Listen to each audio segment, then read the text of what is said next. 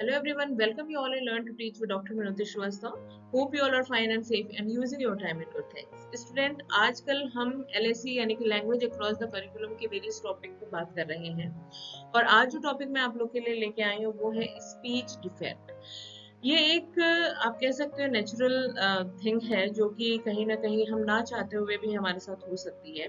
But being a teacher हम कैसे इसको इम्प्रूव कर सकते हैं और कैसे इन बच्चों को नॉर्मल बच्चों के साथ हम पढ़ा सकते हैं वो चीज़ हमें जानना ज़रूरी है। तो कितनी वैरायटीज होती हैं स्पीच डिफेक्ट में और एज अ टीचर अगर हमारी क्लास में कुछ बच्चे इस प्रॉब्लम से जूझ रहे हैं तो हमें अपनी टीचिंग मेथड में क्या क्या सुधार करना चाहिए, कैसे हमें अपनी टीचिंग मेथड में चेंजेस लाते हुए अपने क्लास को आगे बढ़ाना चाहिए, वो हम जानते हैं आज के वीडियो में।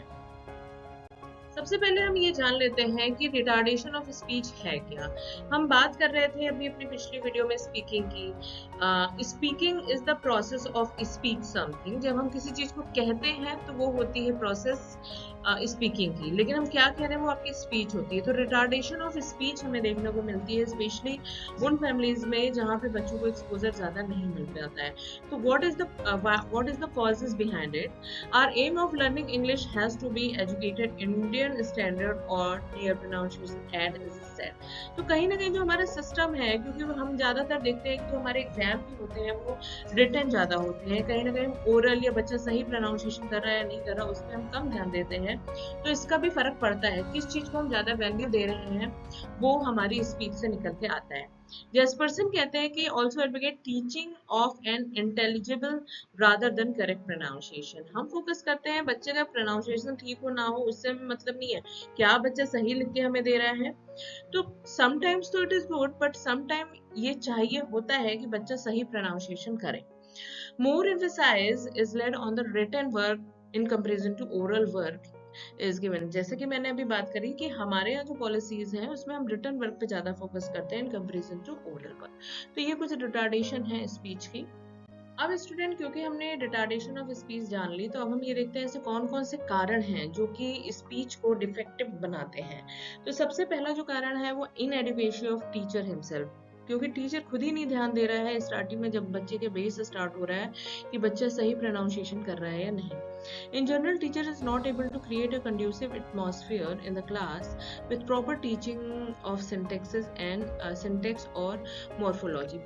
बच्चे को वाक्यों का निर्माण करना टीचर नहीं सिखाता है। क्या बच्चा जो टीचर ने आंसर दिया है क्या उसे रट के वो एज इट इज उतार दे रहा है तो उसे हम अच्छा बच्चा मान रहे हैं। लेकिन अगर बच्चा कोई आंसर खुद से जनरेट करके उसको बना रहा है तो कहीं ना कहीं उसके हम नंबर काटते हैं। तो सिंटेक्सिंग जो होती है वो बच्चे को नहीं आ पाती है और उस पर हम ज्यादा फोकस भी नहीं करते हैं। There is a hardly any scope of spoken English. और अगर बच्चा बहुत अच्छा स्पोकन कर पा रहा है तो उसके पास स्कोप क्या रह रहा है, तो स्कोप की भी प्रॉब्लम हमें देखने को मिलती है।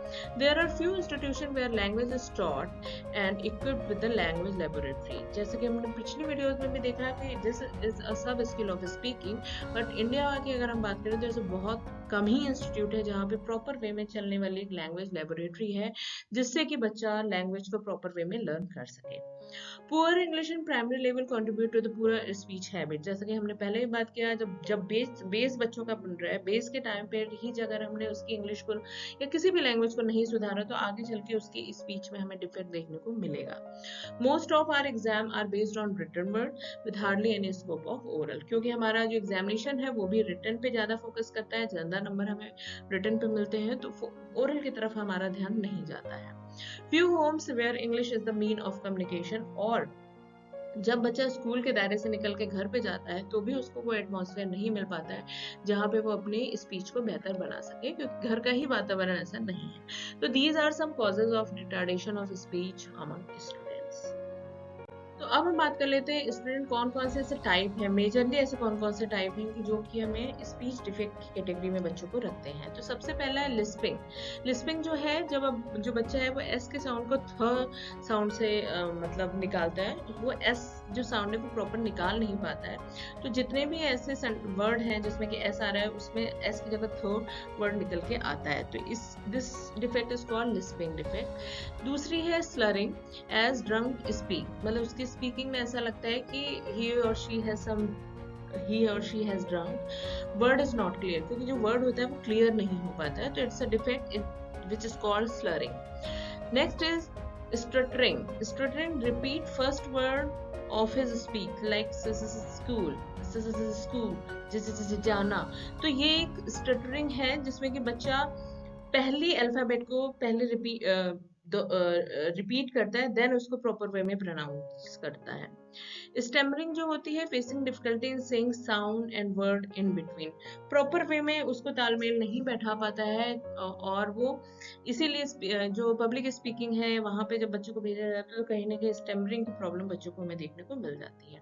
तो these are some problems and defect जो कि हमें आम क्लास में एज अ टीचर देखने को मिलती है। स्टूडेंट्स, ये जो प्रॉब्लम जिस पे हमने अभी बात करी है, ये एक दिन में या एक साल में जाने वाली नहीं है, बट फिर भी टीचर का कुछ काम होता है जो जिसकी वजह से बच्चों की वो जो स्पीच डिफेक्ट है उसको वो सुधार सके। तो यहाँ पे कुछ काम है जो कि टीचर को करना चाहिए अगर उसकी क्लास में स्पीच डिफेक्ट के बच्चे हैं। Like recognition of various speech sound occurring in the language.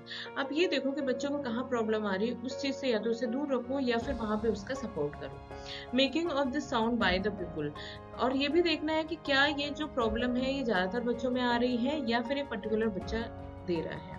Using those sound in their proper places in the connected speech, कोशिश करो कि बच्चा जो कहना चाह रहा है वो प्रॉपर वे में कम्युनिकेट हो पाए, ना कि हम उस समय उसको बहुत ही फोर्सफुली या स्ट्रेस में डाल के उसकी प्रोनाउंसिएशन को सुधारने में लग जाए। Learning this sound in the uses of song attribute, song के एट्रीब्यूट के अकॉर्डिंग हमें सिखाना है।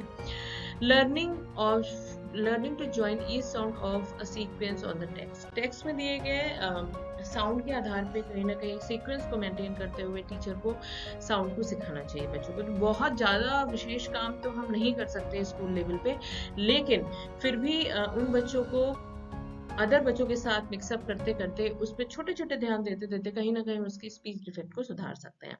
तो आई होप स्टूडेंट आज का जो हमारा टॉपिक था स्पीच डिफेक्ट जो है वो आपको समझ में आया होगा। अगर आपको मेरे चैनल पे अवेलेबल ये जितने भी कंटेंट है और वीडियोस है वो समझ में आ रहे हैं और पसंद आ रहे हैं और यूजफुल लग रहे हैं तो प्लीज इसे बीएड के और स्टूडेंट तक शेयर करिए। ये जो हमारे मेरे चैनल पे अवेलेबल कंटेंट है वो HNB and Shridev Suman university का ऑलमोस्ट जो करिकुलम है सारे ही पेपर को कवर करता है। तो चलिए मिलते हैं अपने नेक्स्ट वीडियो में नेक्स्ट टॉपिक के साथ। Till then you take care yourself, bye.